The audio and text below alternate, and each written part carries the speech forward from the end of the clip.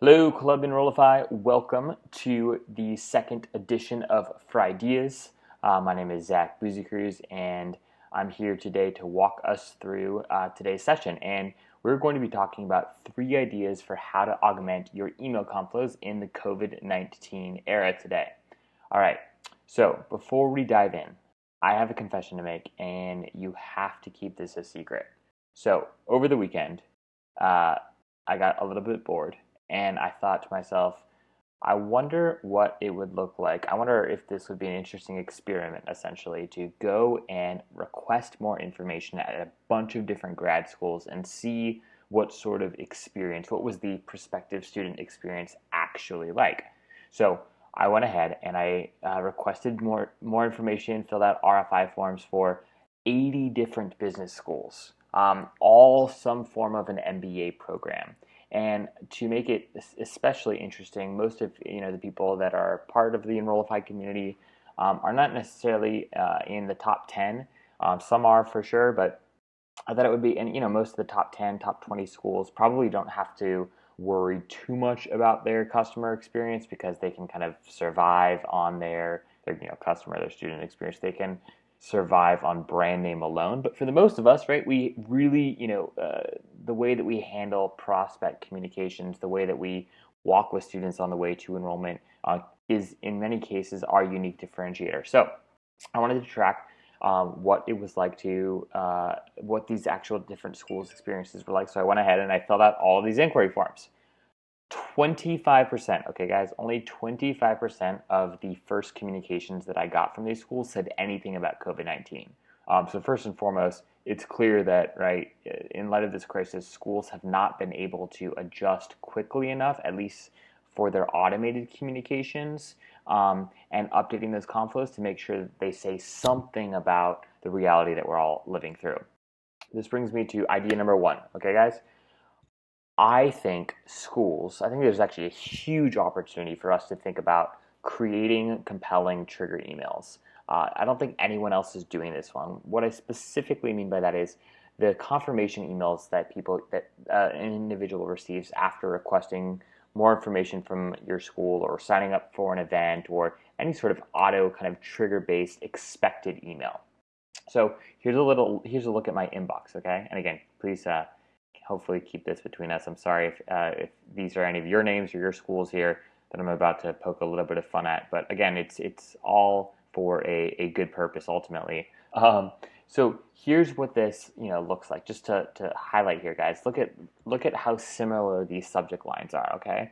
And again, on the one hand, this isn't wrong, right? There's nothing bad inherently about this. It's just very unoriginal, right? And this is quality real estate here, and everything sort of just blends together, right? And again, we all get tons and tons and tons and tons of emails every day, and while again it might make contextual sense, I'm wondering, is there an opportunity here to think a little bit differently and a little bit more creatively about what you can do with your email trigger thank yous? So this is also, what the standard kind of first communications look like upon opening these trigger emails, right? Like, thank you for your interest. Let me tell you a little bit about how great we are. And, oh yeah, here are, the 4 bullet points, the classic 4 bullet points. 75% of these trigger emails have these 4, not, these exact 4, but 4 bullet points that basically hit on the same things, okay? It's really, really, really hard to stand out when you're just like everybody else. Why does this matter, right? So why should we be thinking a little bit more critically about our trigger-based communications? Well, 80% of people, okay, 80% open rate. That's what you get. That's the average open rate of confirmation emails. And like why this matters so much is because you have the user's attention, right? So in the perfectly ideal world, after somebody requests more information, well, really they should never even have to formally go through a form because you should have a chatbot or live chat and be able to self-service every individual prospect. But as we know, that's not a reality for everyone, at least not yet.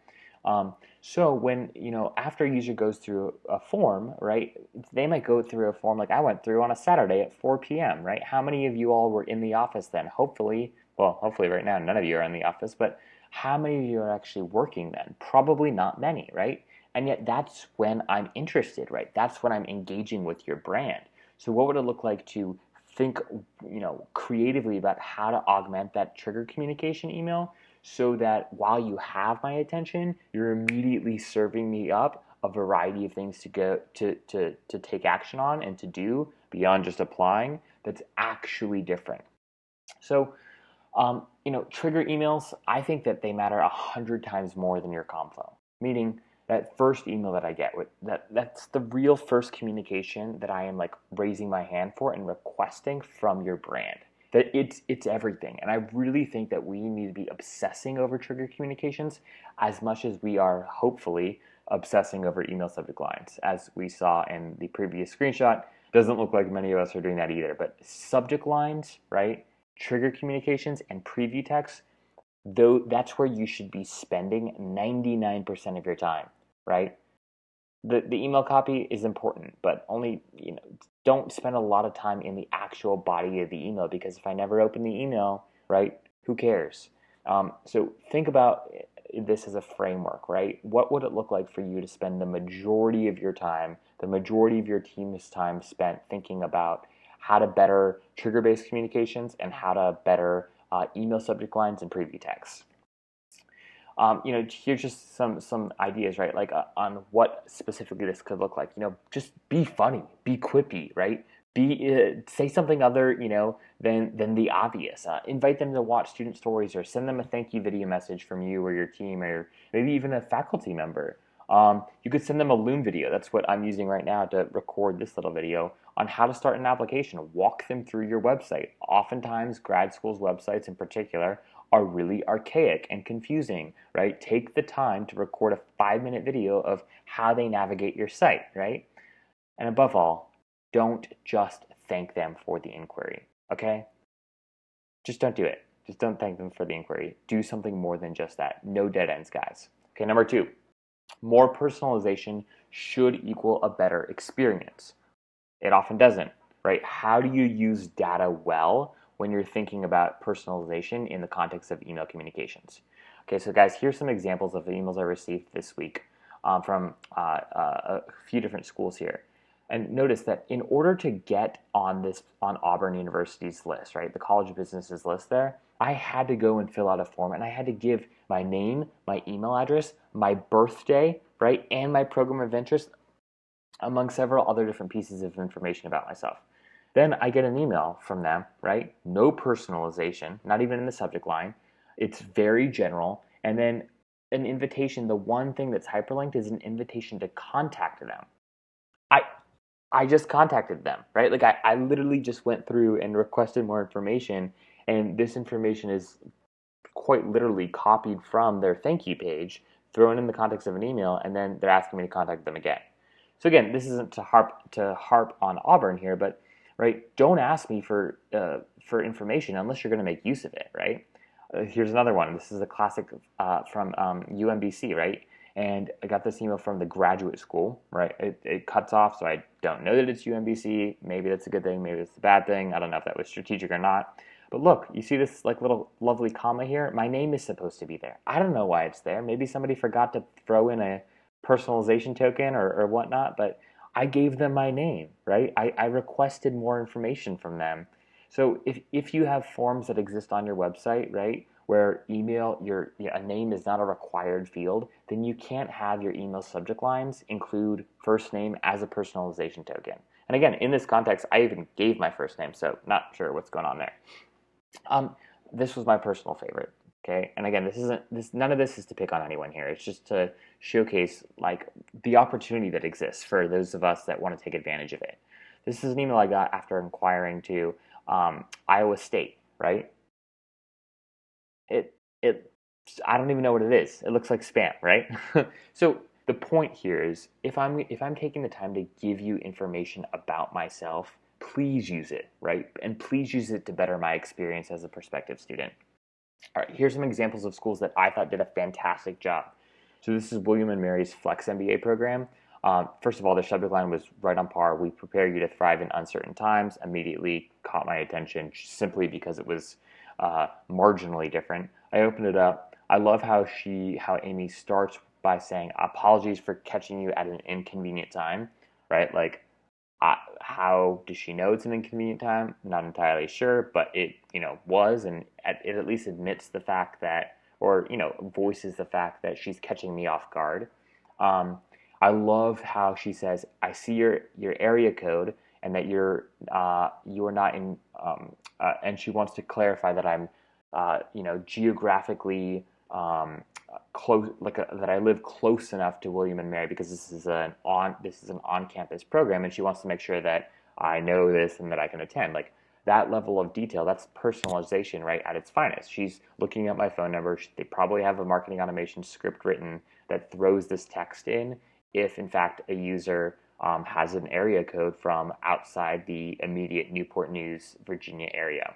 And then I love how they just end, and how she ends the email, right? This is custom. This wasn't there even a couple weeks ago.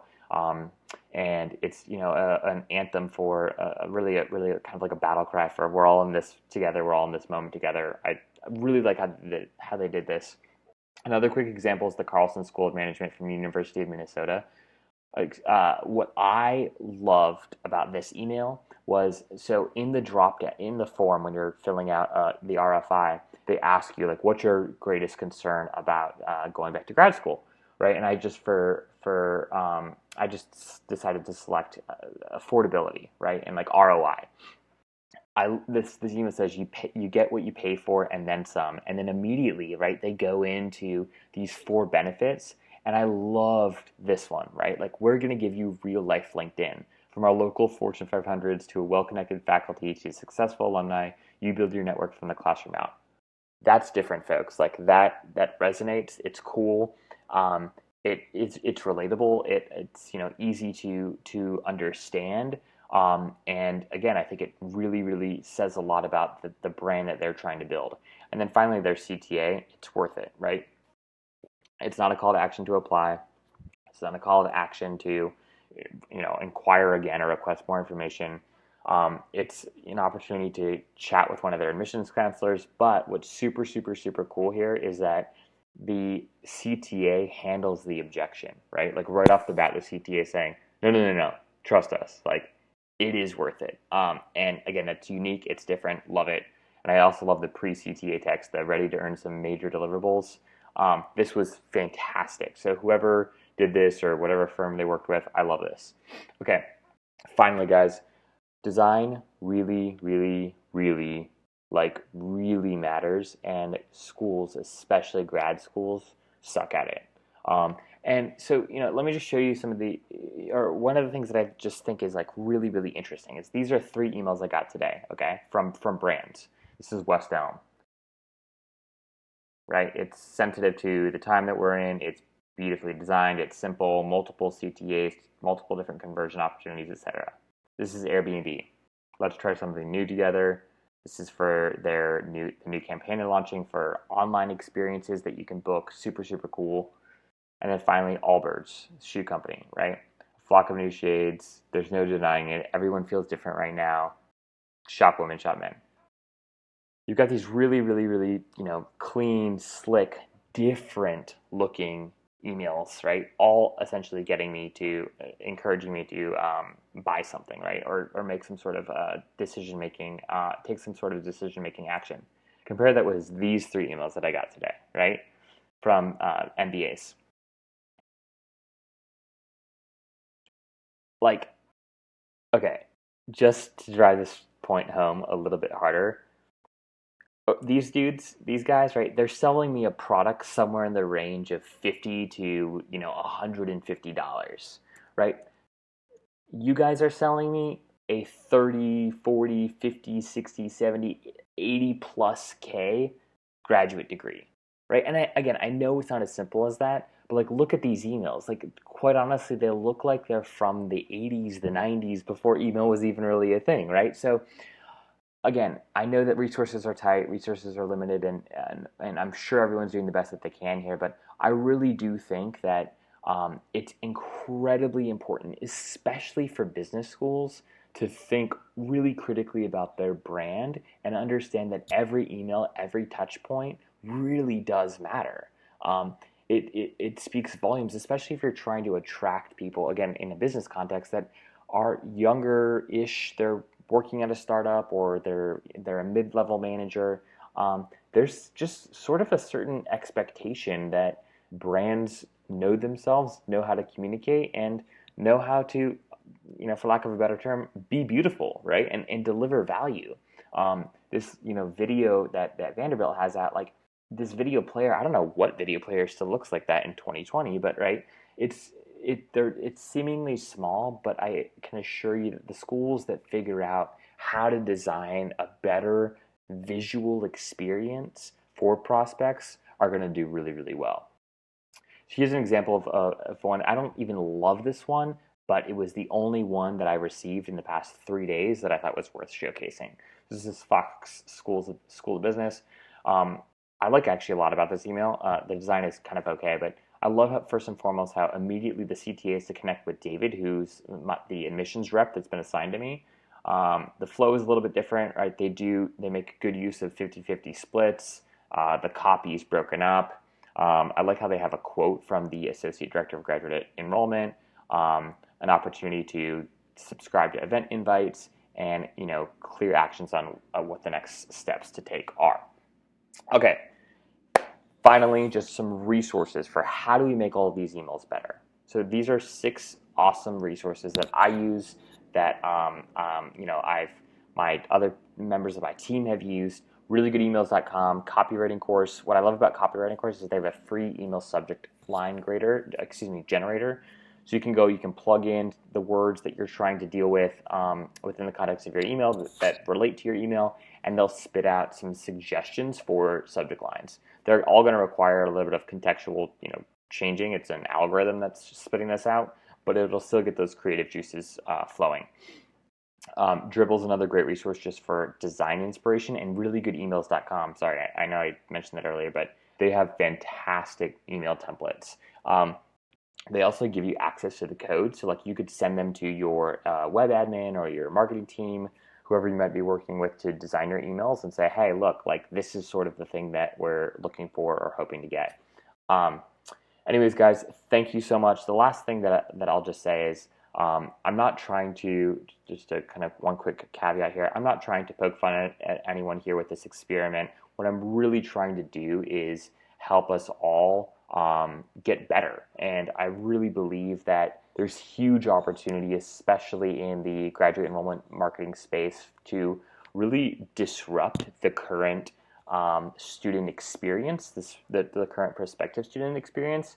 And I really believe that the schools that are struggling right now with numbers, if they totally, in the same way that Uber disrupts the taxi industry, right? Like if they think really critically about how do we totally disrupt the traditional student experience, how do we design better emails, how do we be way more intentional about trigger communications, how do we make the best use of the real estate that subject line and preview text give us, those are the schools that are going to win. Those are the schools, right, that are going to capture the attention of prospects who are good fits, but really aren't convinced, and they're getting a lot of the same dull, transactional, somewhat archaic communication. So thank you guys for your time. If you haven't already joined the LinkedIn group, go ahead and join it. Subscribe to Enrollify, share this content with a colleague. Have a fantastic weekend, and I'll see you all next week. Take care.